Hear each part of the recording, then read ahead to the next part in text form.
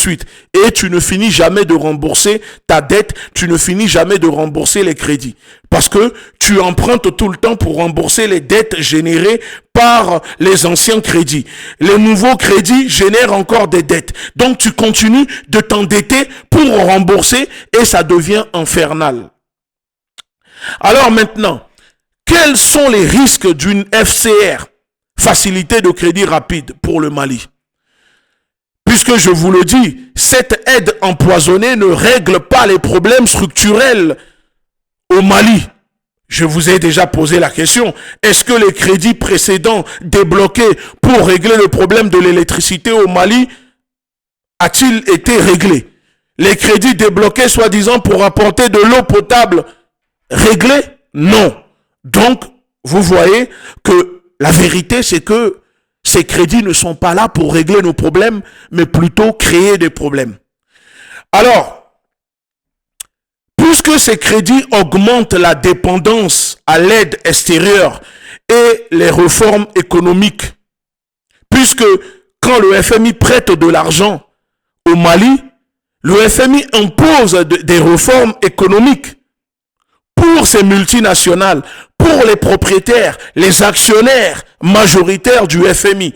Et le FMI est la propriété gérée par la France, la Banque mondiale par les États-Unis. Parce que le FMI, les États-Unis détiennent 17% du financement du FMI. Raison pour laquelle les décisions se prennent toujours à Washington par les impérialistes. Et ce sont les mêmes qui financent les terreaux qui tuent les populations au Mali.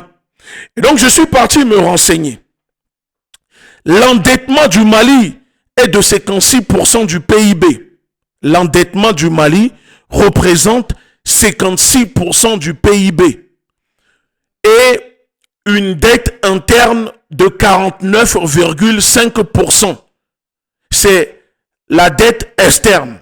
Donc, ça veut dire que 56% du PIB, c'est la dette interne et 49%, c'est la dette externe. En 2020, la dette était de 39%. En 2020, nous sommes en 2025. En 2020, la dette était 39%. En 2025, la dette malienne a augmenté de plus de 17%. Plus de 17% d'augmentation de la dette malienne. Qui va payer? Ce sont les Maliens. Ce sont vos enfants. Et encore une fois, plus la dette augmente, plus les impérialistes prennent possession de nos pays. Si vous ne le savez pas, maintenant vous le savez.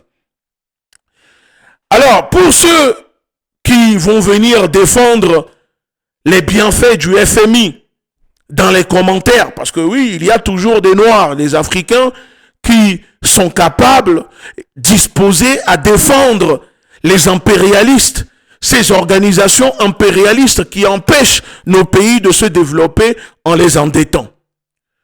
Le FMI est un outil d'assujettissement des États africains qui veut du mal aux populations.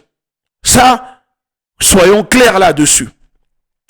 Le FMI est là pour prêter de l'argent. Prêter encore et encore. Et ensuite, quand le FMI prête de l'argent, il y a ce qu'ils appellent rééchelonner la dette. Mais en imposant aux pays endettés des conditions, draconiennes, des conditions de plan d'ajustement structurel que ces pays doivent réaliser étape par étape. Et ces conditions passent par plusieurs projets.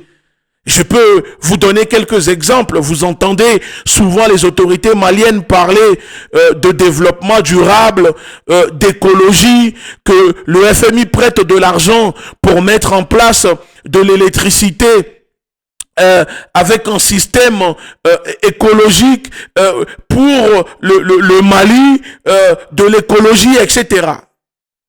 C'est ça. Ce sont eux qui imposent cela. Ils imposent au Mali de développer des systèmes de panneaux solaires pour régler le problème d'électricité, alors que eux se sont développés, sont devenus des puissances industrielles avec des centrales nucléaires. Mais quand c'est nous, ils nous imposent d'installer des panneaux solaires. Comment peut-on devenir une puissance industrielle pour transformer son économie, ses matières premières avec des panneaux solaires? Voilà les conditions. Donc, le FMI impose des plans d'ajustement structurel que les États doivent réaliser étape par étape. Faute de quoi, les prêts seront interrompus. Et si les prêts sont interrompus, le taux, les dettes augmentent. Donc, vous n'avez plus d'argent pour rembourser et continuer à recevoir de l'argent. Alors, puisque le FMI prête encore et encore, même quand les États sont déjà endettés, la Banque mondiale n'est jamais loin pour lui venir en aide. Parce que le FMI est là en réalité pour débloquer des petits montants. Mais la Banque mondiale, quand elle arrive, c'est pour débloquer les gros montants. Parce que le FMI ne prête pas des sommes considérables. Mais les dettes et les conditions sont énormes. C'est ça que les populations doivent comprendre. Alors maintenant, si on parle de l'ajustement structurel des mesures que impose le FMI, l'ajustement structurel des mesures de choc à mettre en œuvre à très court terme et à plus long terme. Les Maliens doivent comprendre, et vous allez le remarquer, vous le remarquerez vous-même, plus le FMI et la Banque mondiale prêtent de l'argent pour votre gouvernement, pour les autorités maliennes, plus vos conditions de vie seront terribles, difficiles. Plus les autorités, l'État malien est obligé d'augmenter des taxes sur tout et rien. Plus le FMI et la Banque mondiale prêtent de l'argent au Mali, plus les populations seront, racketées. Plus la vie sera difficile. Pourquoi je vous dis cela? Tout simplement parce que parmi les premières mesures que le FMI impose aux dirigeants, aux États, il y a l'abandon des subventions aux produits et services de première nécessité, avec pour conséquence une hausse des prix insupportable pour les populations. Les prêts du FMI et de la Banque mondiale n'arrangent pas la vie ni les conditions des populations. Au contraire, cela permet et accélère la dégradation de vie sociale des populations. Et c'est pour cette raison que nous sommes opposés et qu'on dénonce le FMI et la Banque mondiale. Donc, il y a la réduction impitoyable des budgets sociaux, accompagnée de baisses de salaires et de licenciements dans la fonction publique. La dévaluation de la monnaie locale, et on se souvient tous, avec l'exemple avec le franc CFA. En 1994, 50% du franc CFA dévalué. Et l'augmentation des taux d'intérêt destinés à attirer les capitaux étrangers, mais qui ruinent en réalité les petites et moyennes entreprises. Les mesures structurelles imposées par le FMI sont constituées notamment par le développement des exportations, condition nécessaire au remboursement de la dette, avec l'exploitation d'un ou deux produits au détriment de l'agriculture vivrière. L'ouverture totale des marchés, de la suppression des barrières douanières, la libéralisation, ouverture à la concurrence de l'économie, l'abandon des contrôles de mouvements de capitaux et la suppression du contrôle d'échange, une fiscalité aggravant encore les inégalités, c'est-à-dire baisse des impôts sur les hauts revenus. Les plus riches au Mali vont voir leurs impôts baisser, puisque la plupart des multinationales qui sont propriétaires de l'économie du Mali appartiennent aux Occidentaux. Donc, qui dit, baisse des impôts sur les hauts revenus, ça veut dire que baisse des impôts sur les revenus de ces sociétés multinationales. Donc, sur les hauts revenus et le développement de la TVA. Donc, il y a ça, mais il y a surtout la privatisation massive et le désengagement de l'État dans les secteurs concurrentiels, puisque l'ensemble de ces mesures, toutes inspirées, je le précise, de la pensée néolibérale impérialiste, a été baptisé consensus de Washington par l'économiste John Williamson en 1989. Voilà pourquoi nous le disons que le FMI n'est pas là pour développer un pays, n'est pas là pour développer l'économie du Mali. Comment un pays comme le Mali, propriétaire de mines, propriétaire d'autant de richesses naturelles, a-t-il besoin tout le temps de dépendre du FMI? Si les autorités maliennes ont besoin d'argent, 93 millions de dollars, encore une fois, comme nous l'avons fait pendant les sanctions de la CEDEAO, nous invitons les autorités maliennes à mettre en place une cagnotte. Et nous allons encore une fois cotiser. Avec mon organisation, on avait participé à hauteur de 2000 euros. Je suis encore prêt à soutenir. Il y a tellement de riches au Mali qui ne payent pas d'impôts. Il y a tellement d'entreprises au Mali qui ne payent pas d'impôts que les autorités maliennes peuvent taxer. Orange se trouve au Mali. 93 millions d'euros. Les autorités maliennes peuvent prendre cela chez Orange. Combien de multinationales occidentales sont au Mali, ne payent pas d'impôts? Alors, on n'a pas besoin de continuer à dépendre, à s'endetter avec le FMI et la Banque mondiale. Et c'est pour cette raison que nous implorons les autorités maliennes à ne plus accepter un centime du FMI et de la Banque mondiale. Parce que vous savez les conséquences graves qui en découlent en acceptant ces crédits que le FMI vous impose. Et je le répète, si vous n'avez pas le courage de dénoncer, de dire non au FMI, dites la vérité au peuple. Et le peuple malien, les Africains seront encore prêts à soutenir, à se mobiliser pour chasser ces vautours, ces marchands de la dette et de la mort de nos terres. Nous devons chasser de la même manière dont nous avons chassé et nous chassons les forces d'occupation françaises étrangères de l'AES. Nous devons chasser les institutions de Bretton Woods, le FMI et la Banque mondiale du Mali, du Niger et du Burkina Faso, de l'espace AES pour le bien-être des populations. Parce que la politique de privatisation, on n'en veut pas. Et les autorités maliennes ont la capacité, tous les moyens de continuer la lutte souveraine, la lutte pour la souveraineté financière, économique, sans dépendre du FMI et de la Banque mondiale. Qu'est-ce que le Mali attend pour sortir du franc CFA?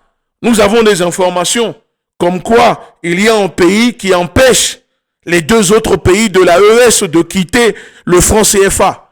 Mais nous espérons que ce pays qui empêche l'AES de quitter le franc CFA aura le courage d'accepter les demandes des deux autres pour que l'AES puisse quitter le franc CFA. Parce que tant que l'AES restera dans le franc CFA, on n'aura jamais la souveraineté financière ni économique. C'est une réalité. Le dire ne veut pas dire que nous sommes contre les autorités maliennes. Vous avez vu, depuis le début de cette vidéo, zéro insulte, zéro dénigrement, que des faits. Alors s'il y a des personnes qui veulent répondre, répondez au message, pas au messager. Apportez-moi des arguments qui démontrent ce que je dis, que ce n'est pas vrai. Et je le précise, ce n'est pas le FMI qui a sollicité le Mali. C'est les autorités maliennes qui ont sollicité une aide d'urgence. Une aide d'urgence auprès du FMI. Et pour justifier cela, le premier ministre, Abdoulaye Maïga, a dit que le Mali sollicite les 93 millions d'aides d'urgence pour des raisons. Regardez, je vais vous montrer.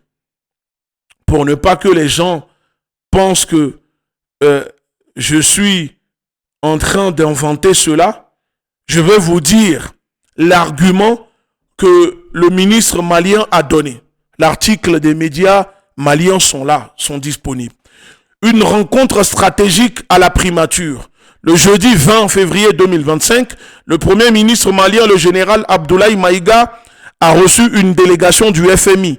Cette mission visait à évaluer la situation économique du Mali et avancer sur l'octroi d'une facilité de crédit rapide. Un soutien économique malgré un contexte difficile. Montien Malachila, chef de la délégation du FMI, a réaffirmé le soutien de l'institution à la stabilité économique du pays.